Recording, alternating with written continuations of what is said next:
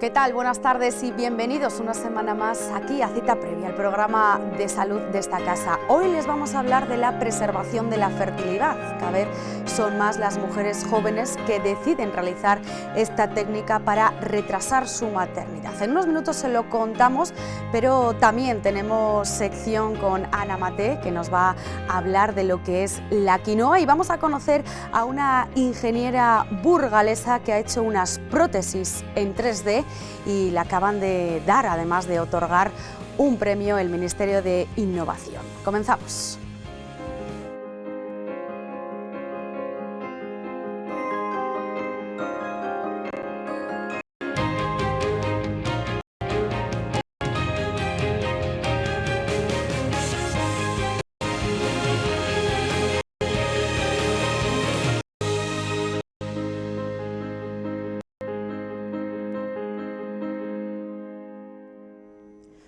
Grupo Recoletas acaba de poner en marcha otro instituto, esta vez de salud digestiva. Esta unidad va a favorecer al diagnóstico precoz, a la prevención del cáncer y al abordaje mínimamente invasivo. Lo conocemos.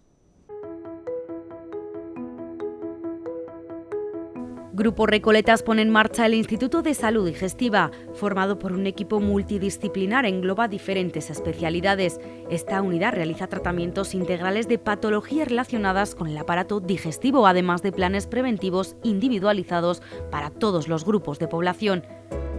El instituto cuenta con la mejor tecnología endoscópica y quirúrgica mínimamente invasiva, como la cirugía robótica y laparoscópica.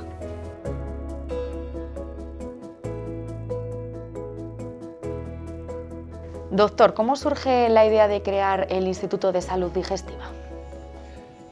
El Instituto de Salud surge de la idea de crear un lugar donde especialidades afines puedan compartir un lugar en el que poder desarrollar su actividad.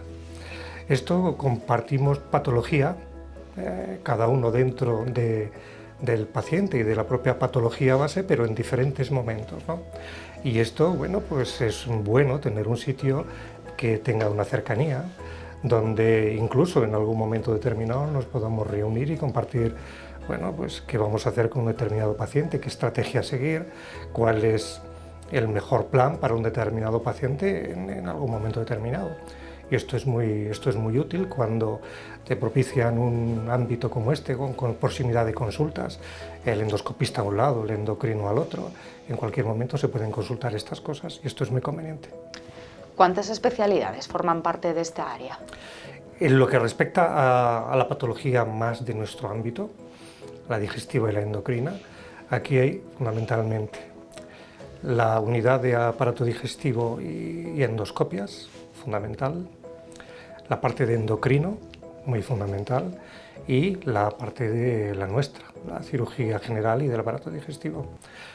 No quita para que, dependiendo de cómo vayan las cosas, y en algún momento determinado, esto se puede ampliar a UCI, anestesia, a rayos, en fin, a otras especialidades con las cuales trabajamos en un ámbito así multidisciplinar. Los avances han hecho que hoy en día que el diagnóstico precoz sea sumamente importante. ¿Qué técnicas de diagnóstico utilizan aquí en este Instituto de Salud Digestiva que permitan demostrar la presencia de una patología? Lo primero que hacemos cuando detectamos un paciente no es solamente ya empezar a utilizar técnicas, sino empezar con una buena historia clínica. Ahí es donde empieza verdaderamente el diagnóstico precoz. Una buena historia clínica en la que encuentre una buena anamnesis, una exploración y luego después lo que sea necesario. Se empieza generalmente con una analítica que, bueno, pues lo que sea necesario, pero generalmente marcadores tumorales si se estima oportuno, hormonas, etc. Después sigue estando el paso de una endoscopia con o sin estudios radiológicos. La endoscopia es fundamental dentro de nuestro ámbito, la patología digestiva, pues la patología que está a nuestro alcance, esófago, estómago, colon, recto, esto está a nuestro alcance de una endoscopia, por eso la relación con endoscopias es muy fundamental.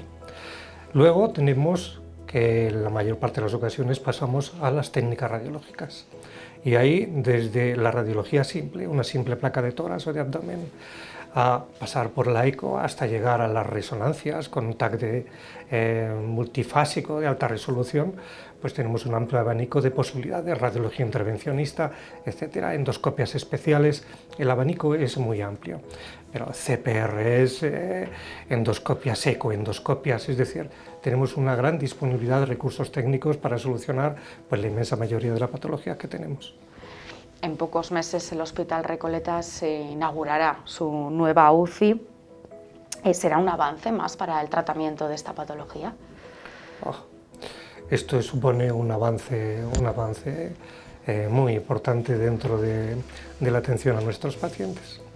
El tener una UCI en el Hospital Recoletas, esto supone un detalle de alta calidad, de gran calidad para los pacientes.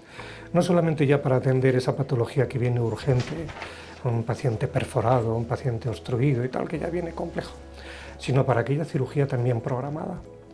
El poder hacer en el Hospital Recoletas cirugía avanzada, me refiero oncológica, en la que haya que hacer resecciones no solamente ya de una víscera, resección del colon, del recto, del estómago, sino que en algunas ocasiones, desgraciadamente, hay que hacer resecciones multiviscerales o resecciones de órganos que son un poquito delicados de tocar, hígado, páncreas.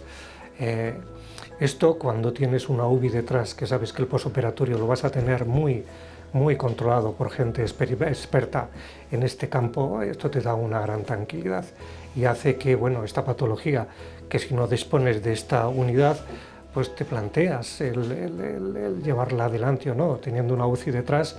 Bueno, esto es un gran avance para nosotros y nos da una gran tranquilidad. ¿Cuáles son las enfermedades más frecuentes y qué procedimientos quirúrgicos utilizan? Las enfermedades más frecuentes en nuestra consulta es lo que es en todos lados la lista de espera, procedimientos con anestesia local y procedimientos de patología de herniaria para pasar después a la vesícula, y ya tenemos bastante patología oncológica, el cáncer de colon, el cáncer de recto, y no hace poco pues también patología hepática, patología pancreática. Hemos hecho cánceres de páncreas, colangiocarcinomas, tumores hepáticos primarios. Es decir, lo más común, como en todos sitios, es la patología más pequeña, anestesia local y la patología herniaria en sus diferentes lugares, pero también está avanzando, también se están presentando desgraciadamente la patología neoplásica, ¿no? El cáncer de colon, sobre todo, es el que primero, el más importante en incidencia. Pues doctor, muchísimas gracias por atendernos. Es un placer. La preservación de la fertilidad es una técnica que consiste en congelar los ovocitos y preservarlos hasta ser utilizados para ser madres. Su técnica consiste en la vitrificación de los óvulos. Vamos a ver en qué consiste, los beneficios que hay para las mujeres y por qué cada vez más jóvenes se interesan por este procedimiento.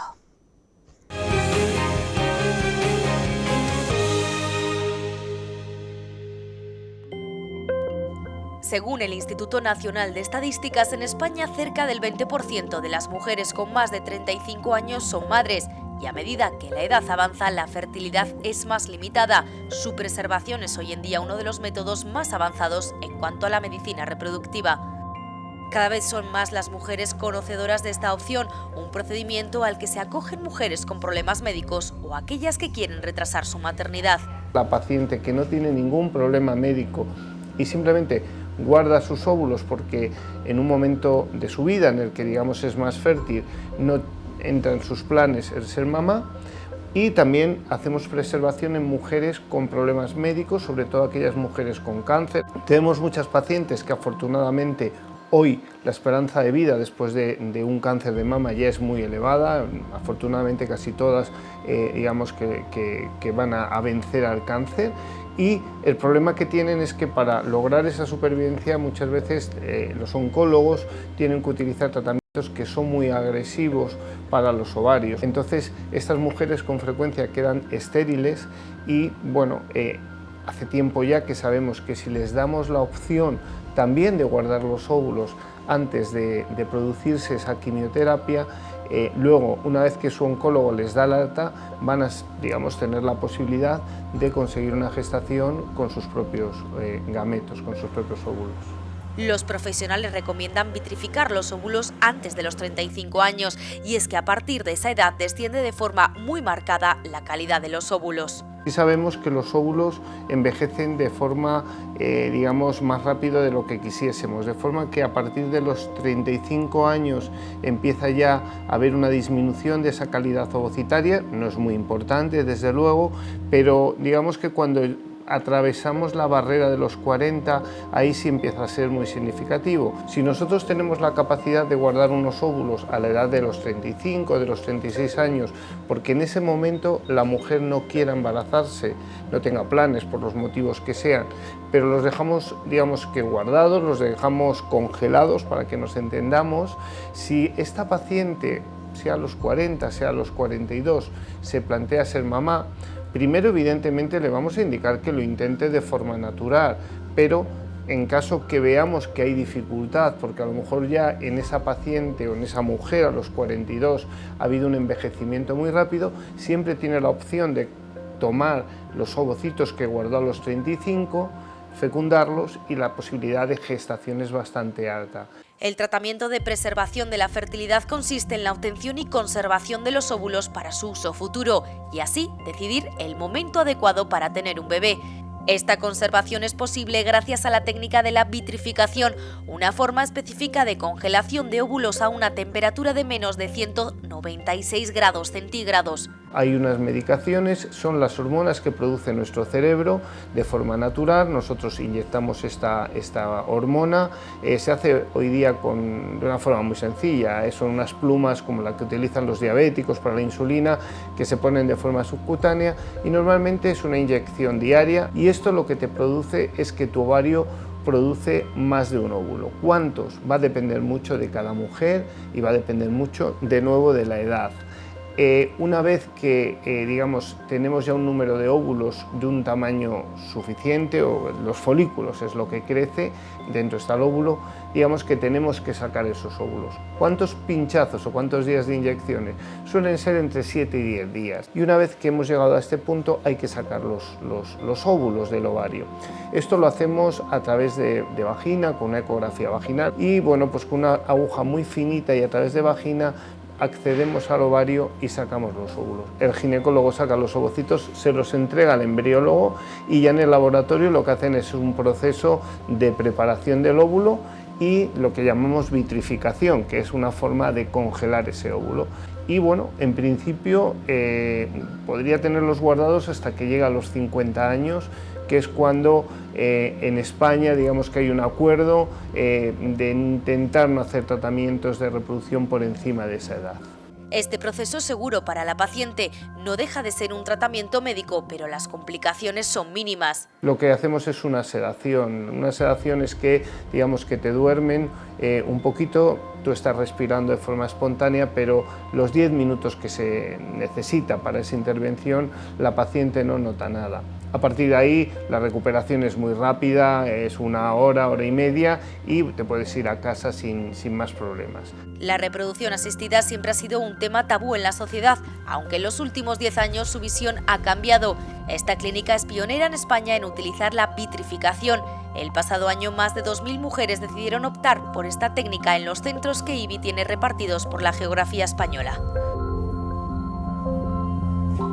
El Hospital Universitario de Burgos es el único centro asistencial del SACIL, el Hospital Público de la Comunidad, que tiene cirugía láser para quitar hemorroides y fístulas. Cirugía General ya está trabajando con esta nueva tecnología que va a aportar varias ventajas al paciente. Vamos a hablar de ello con el jefe de servicio de cirugía general, con el doctor Álvarez del Hospital Universitario de Burgos. Doctor, buenas tardes, ¿qué tal? Hola, buenas tardes. ¿Cómo estamos? Bueno, una nueva tecnología, se trata de muy novedosa, de un láser que ya creo que ya estáis utilizando, ¿no?, en el hospital. Sí, efectivamente, llevamos aproximadamente 9 meses desde que adquirimos el láser. Hemos iniciado varios procedimientos ya para hemorroides y para fístulas, Y bueno, la verdad que estamos contentos porque es un procedimiento bastante novedoso y sobre todo muy innovador, en el aspecto de que, bueno, en pocos hospitales públicos españoles se puede decir que se tiene este sistema para operar a los pacientes. Desde luego, no todos son candidatos a ello, pero bueno, muchos de ellos sí que se van a beneficiar de ello. Ahora nos vas a contar esas ventajas, pero lo primero, Miguel, ¿qué es la enfermedad hemorroidal? Bueno, la enfermedad hemorroidal consiste en una dilatación de unos plexos venosos que existen alrededor del ano, que se produce, realmente no se sabe muy bien la causa, sí que puede estar relacionada pues, con el estreñimiento, incluso a veces las diarreas crónicas, la vida sedentaria, ciertos factores predisponentes hereditarios que provocan esa dilatación de las venas. Esa dilatación provoca dolor, provoca hemorragias y un malestar importante en el paciente. Muchas veces precisan cirugía y otras veces pues con tratamiento médico se pueden solucionar, pero es una patología muy prevalente que la tiene mucha gente. Más del 50% de la población va a padecer algún momento de su vida alguna pequeña crisis hemorroidal. Claro, es lo que comentabas, ¿no? Es muy frecuente, ¿no? Tener esta patología. Claro, las posibilidades de tratamiento que hay para este problema, ¿cuáles son? Porque mucha gente a lo mejor que nos está escuchando, bueno, pues padece, ¿no?, una hemorroide y puede estar años, Sí. ¿no?, con ella. Efectivamente, las hemorroides es un problema de complejo tratamiento en el aspecto de que es un tratamiento que hay que estar siempre encima, ¿no?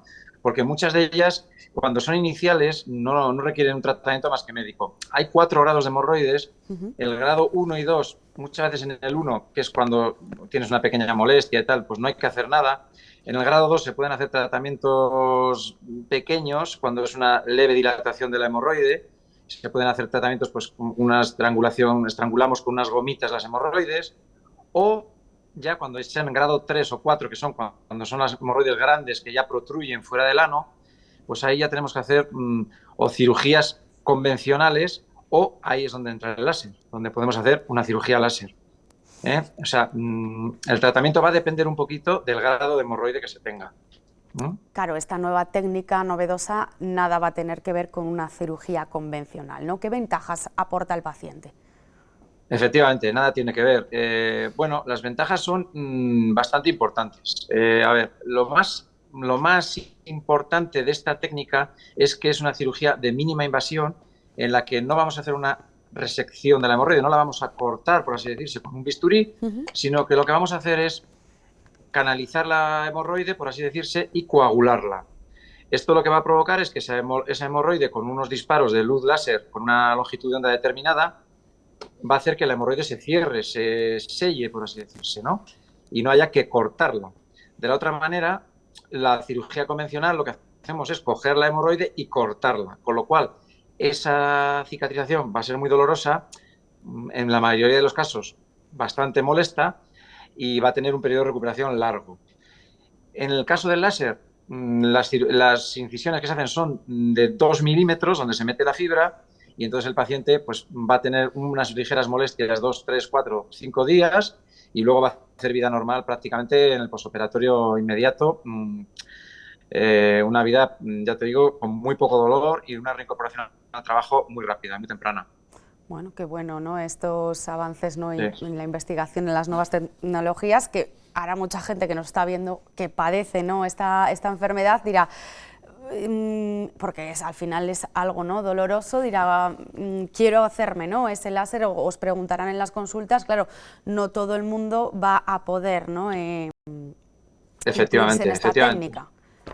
Efectivamente, es lo que decía antes, que no es una técnica para todas las hemorroides. Hay hemorroides que ni siquiera hay que tratar quirúrgicamente, que hay que dar un tratamiento médico y ver, y otras hemorroides que son de grado ya 3, 4, que son ahí donde entra el láser, que sí que se pueden tratar. Esas pueden ser, si ponemos un porcentaje, pues igual es un 10-15% de las hemorroides que se pueden tratar por esta técnica. Pero bueno, es un porcentaje importante, importante, que donde el paciente, ya te digo, va a mejorar mucho en calidad de vida y en posoperatorio. bueno, la cirugía general o el equipamiento, mejor dicho, en el Hospital Universitario de Burgos, bueno, ha mejorado, ¿no?, con el paso de los años, y esta es un nuevo avance en vuestros quirófanos, Miguel. Sí, efectivamente, es un nuevo avance disponer de esta técnica, porque bueno, no solo estábamos hablando de las hemorroides, sino que también las fístulas se pueden beneficiar de este tratamiento, porque claro, en las fístulas muchas veces, en la fístula es bastante más complejo todavía que la hemorroide. Es una patología complicada de tratar, que tiene muchas tipos de técnicas, y cuando hay mucho tipo de técnicas en cirugía quiere decir que ninguna es perfecta o buena, ¿no? Entonces el láser viene a ocupar un lugar en aquellas fístulas complejas, donde también hacemos una técnica menos agresiva para el paciente, porque en el tema de la fístula el riesgo que tenemos en el paciente es que podamos lesionar el esfínter y el paciente quedarse incontinente. Entonces, con la fístula evitamos ese proceso, ese problema, quiero decir. Y es un punto importante también para este tipo de patología, tener el láser. Pues Miguel, un placer haberte tenido aquí este ratito en Cita Previa. Gracias por acompañarnos. Muy bien, gracias a vosotros. Un saludo. Hasta luego. Hasta luego.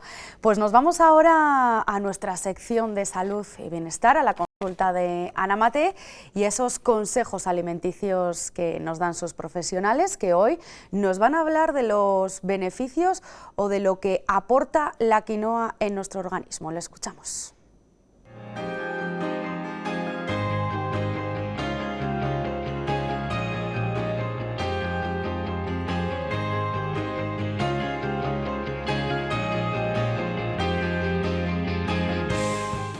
Hoy vamos a hablar de la quinoa.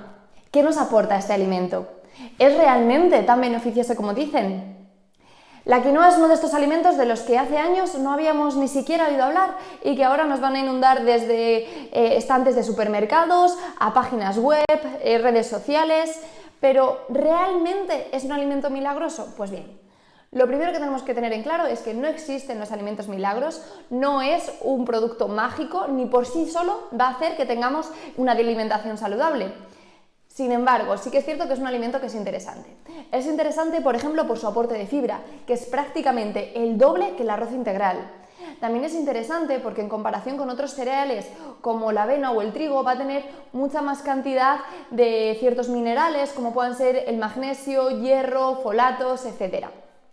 Por otro lado, es un alimento que es interesante incluir en determinadas dietas, por ejemplo deportivas o de pérdida de peso, porque va a tener un mayor aporte proteico que otros cereales como puedan ser la avena, el trigo o el centeno. Sin embargo, su aporte proteico, no tenemos que olvidar, es mucho menor que el que nos van a aportar las legumbres, la carne o el pescado. En cuanto a su cantidad de calorías, es más o menos la misma que otros cereales, por los que deberemos incluirlo dentro de la alimentación, también dependiendo de la actividad física que realicemos. A mayor actividad física, mayor consumo. Por otro lado, la quinoa es uno de estos alimentos en los que hace años podíamos pensar que no era medioambientalmente sostenible consumir, dado que venía de la otra parte del mundo. Sin embargo, ahora en Castilla y León encontramos producción de este cereal, por lo que podemos consumirlo siempre que nos fijemos en el etiquetado cuál es su lugar de procedencia. Para cocinarlo es muy fácil, con una simple búsqueda en internet encontrar centenares de recetas para cocinarlo tanto crudo como cocinado, por lo que bueno, puede ser una manera de incluir versatilidad en nuestro día a día y en los hábitos de consumo que tenemos. ¿Y tú? ¿Has probado la quinoa? ¿Te animas a ello?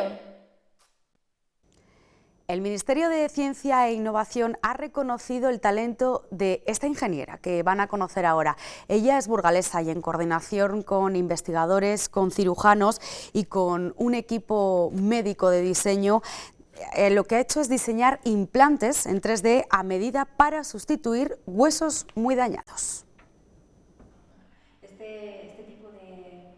Esta joven burgalesa estudió en Reino Unido ingeniería biomédica cuando aún no existía en España. Después de recorrer distintos hospitales del mundo, en 2020 su proyecto de diseño de implantes personalizados fue financiado en Madrid.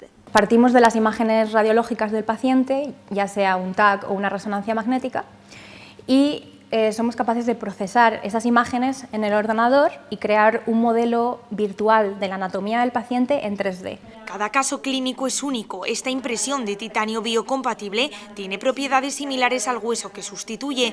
Planifican la cirugía para reducir así el tiempo en quirófano. Alba recuerda el implante que desarrollaron para un bebé de 18 meses que tenía un tumor en el brazo. Fuimos capaces de diseñarle un número a medida que tenía un mecanismo de elongación que se expandía según el niño iba creciendo, ¿no? Era un tumor muy agresivo y muy grande y prácticamente el implante fue prácticamente todo el húmero, pero sabemos que a día de hoy el niño todavía sigue bien. El Ministerio de Ciencia e Innovación acaba de reconocer su brillante trayectoria en la edición con más mujeres premiadas. Alba insiste en que la investigación es el motor del país. Cada vez que pedimos financiación, las convocatorias tardan mucho en resolverse, incluso un año, entonces es muy difícil tener una continuidad. Seguirá trabajando para llegar a más y más pacientes con la esperanza de coordinarse algún día con los hospitales de Castilla y León. Pues gran labor y merecido ese reconocimiento, así que le damos la enhorabuena desde aquí. Nosotros nos despedimos, pero les esperamos la próxima semana aquí, como siempre, en Cita Previa. Gracias por acompañarnos. Adiós.